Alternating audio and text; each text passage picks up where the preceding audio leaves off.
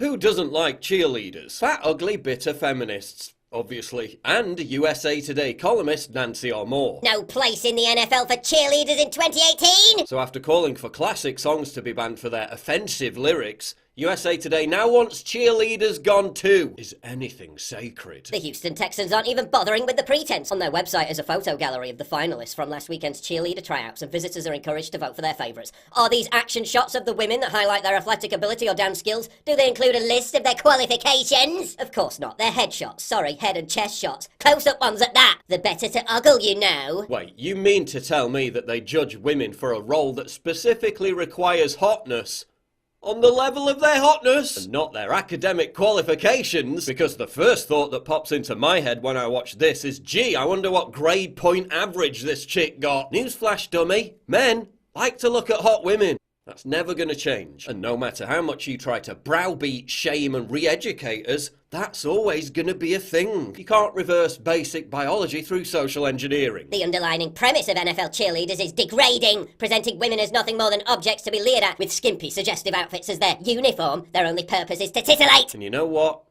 She's got a point. This is just morally wrong. Congress really should pass a law to prevent women from being forced into cheerleading. Oh wait, that wouldn't be necessary because it's completely optional. I mean, cheerleaders just hate cheerleading so much, some of them pay just to audition. Women making their own choices on what to do with their bodies. Wasn't that what Women's Lib was all about? Freedom of choice. You know, before all you resentful harpies hijacked feminism and turned it into a global laughingstock with your harebrained intersectional nonsense. It's always been an appalling message to send, and in this hashtag #MeToo era, there's no longer any place for it. NFL cheerleaders need to go. NBA dance squads and NHL ice girls while we're at it too. Right, so in the name of feminism and supporting women, you want to deprive tens of thousands of current and future women of work. You purport to be a champion of women, yet you refer to these women as blow-up dolls come to life, simply because they've chosen to do something that your joyless puritanical ass doesn't approve of. Now let's pause there and have another look at some cheerleaders.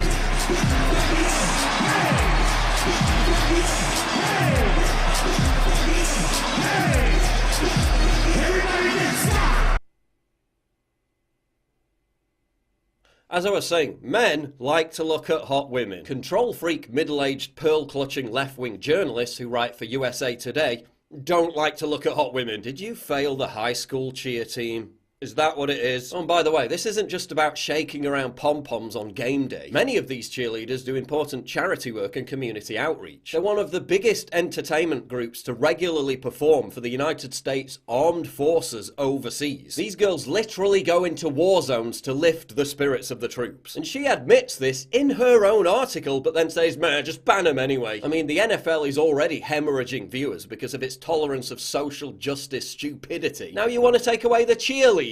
I mean, what can we ban next? Las Vegas showgirls, burlesque dancers, Instagram hotties? Why don't we just ban models altogether? I mean, what other potential career paths for young women can we terminate because we're such good feminists? But Paul, this is just one newspaper columnist. No. This is part of a wider purge. F1 grid girls banned, the tennis girl poster banned, beach body ads banned, page 3 girls banned, booth babes banned. We just made hundreds of thousands of women unemployed. Go feminism! Oh, we'll bitch and moan all day about the horror of displaying women who choose to wear what they want, while simultaneously celebrating a modesty culture that forces women to wear bags on their heads as a symbol of women's empowerment. Maybe if we just compelled women to wear certain items of clothing, you'd be all for it, because that's what seems to pass as feminism these days. No, the whole point should be to let women be rocket scientists or Babylon jigglers. Give them equal opportunity and mind your own frigging business. Feminists are going on and on and on about how it's degrading to women. The women that are actually doing it don't feel degraded, and we're not being given the choice to decide now whether we want to do it or not. This isn't a feminist crusade, this is a class crusade. This is about a bunch of condescending, sanctimonious, elitist snobs like Nancy Moore looking down their noses at hard-working girls just trying to make their way in life. Look, not all girls can aspire to be like you, to write laborious, tormented diatribes about how everything that offends your prudish sensibilities should be banned. So embrace real feminism, embrace real equality, and leave these girls the hell alone.